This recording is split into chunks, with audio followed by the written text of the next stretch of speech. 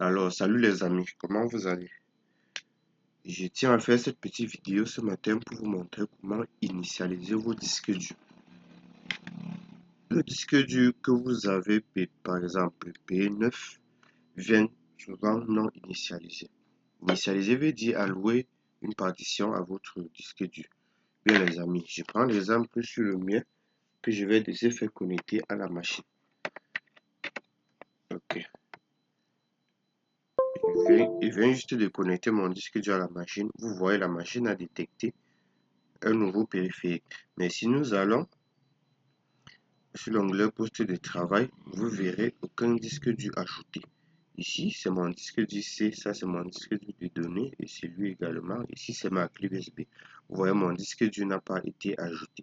Bien, cette procédure n'est pas la même si vous avez un Windows 7. Ici, nous utilisons un Windows 10. Donc, si vous êtes sur Windows 10, Windows 11, cette procédure va marcher pour vous. Pour ceux qui sont sur Windows 7, je vous recommande de chercher une machine qui a un système Windows 10 ou à défaut, je vais vous présenter un autre logiciel qui permet de faire le même travail. Car ici, nous allons utiliser les outils Windows. Ok les amis, sans plus tarder, nous allons directement passer à l'initialisation de notre disque dur. Pour ce faire, nous venons au menu de démarrer et puis nous avons choix. Nous allons taper à ce niveau gestionnaire des disques. Voilà, vous voyez un instant. Ici, ce gestionnaire de périphériques. Je viens de se faire taper disque. Nous cherchons le gestionnaire des disques. Ici, ils ne l'ont pas montré. Ce n'est pas un problème.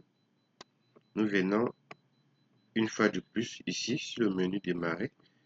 Et puis, une fois que vous êtes sur le menu démarrer, comme je le suis, vous faites le clic droit sur la machine. Et puis, vous remontez ici. Vous voyez gestion des disques. Voilà, moi, j'écrivais gestionnaire. Oh, c'est gestion des disques. Donc, je clique là-dessus. Je recommence. Je viens là. Nous sommes au bureau sur Windows 10 ou Windows 11. Ça ne dérange pas. Je viens là, je mets sur le démarrer et puis je fais le clic droit. Je me dirige directement sur gestion de disques et puis je valide. Une fois sur gestion de disques, les amis, vous verrez tous les disques durs connectés à la machine. Vous voyez même par défaut. Eux m'ont dit initialiser le disque dur. Vous devez initialiser un disque dur avant que le gestionnaire des disques logiques puisse y accéder. Vous voyez un peu, ça c'est mon nouveau disque dur. C'est pour ça que vous avez vu, ils ont mis disque dur 3. Ici, il me montre les types de partitions suivantes pour les disques durs sélectionnés. Nous avons une partition de démarrage principal. Ici, nous allons le formater en GPT. La partition de démarrage principal, c'est un peu comme le MBA.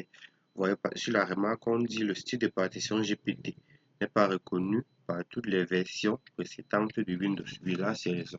Ils ont bel et bien raison. Donc, ça veut dire, si vous avez une machine qui est ancienne, je vous recommande d'utiliser ce type de partition principale.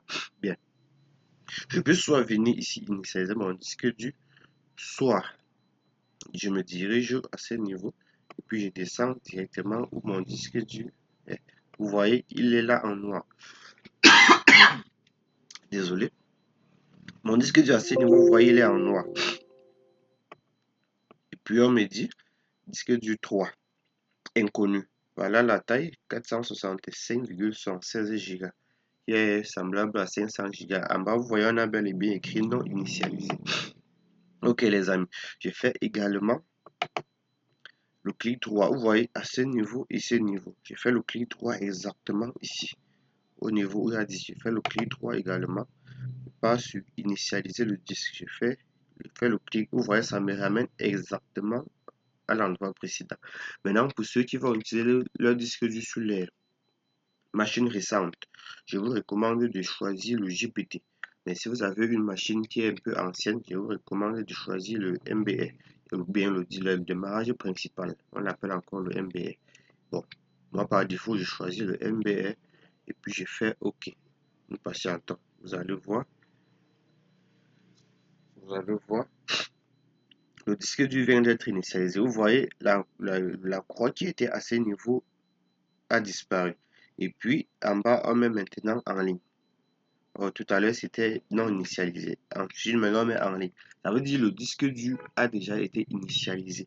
Mais à ce niveau, vous voyez, on a mis partition, on a mis non alloué. Ça veut dire que le disque dur fonctionne déjà, mais il ne peut pas afficher dans la machine car il est non alloué.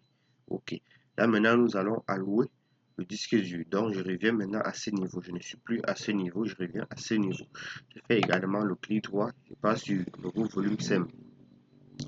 Je fais suivant. À ce niveau, je peux diviser mon disque dur en deux. Vous voyez là, on me demande 460.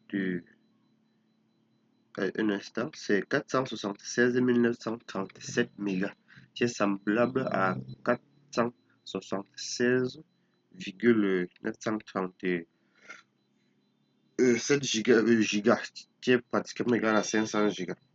Ok, donc à ce niveau, je peux diminuer la partition allouée, mais je laisse ça par défaut, puis je fais suivant. Ici, on me demande d'attribuer un lecteur à mon disque dur. Je laisse par défaut. Je fais également suivant. Là, on me dit le disque dur va être formaté en NTFS. Je peux choisir le extract comme je peux laisser en NTFS. Et puis là, on me demande d'écrire un nom. Je peux modifier le nom du disque dur ou bien je laisse par défaut. En effaçant et laisser comme ça, ils vont choisir par eux-mêmes. Je fais également suivant. Ok, je fais terminer. Vous voyez, le disque dur est en train de se formater. Et puis, vous voyez, la couleur est quittée du noir au bleu. Ok. Mais ici, c'est déjà bon. Si je retourne au menu principal, vous verrez que mon disque dur vient d'être ajouté. Donc, actuellement, si mon disque dur est fonctionnel, voilà, le voilà qui vient de sélectionner. Mon disque dur est actuellement fonctionnel. Or, à la base, il ne l'était pas. Ok, les amis. Donc, chaque fois que vous avez un nouveau disque dur que vous avez payé, je vous recommande d'aller dans le gestionnaire, dans la gestion de disque, vérifier si votre disque dur est bel et bien initialisé ou non. Au cas où il n'est pas initialisé, veuillez d'abord initialiser votre disque dur avant de commencer l'utilisation. Merci les amis. Ici, pas de technologie, technicien et ingénieur des supports des systèmes informatiques. Je vous prie de partager la vidéo, de vous abonner et puis de lâcher un pouce bleu pour m'encourager à chaque fois faire des vidéos. Merci.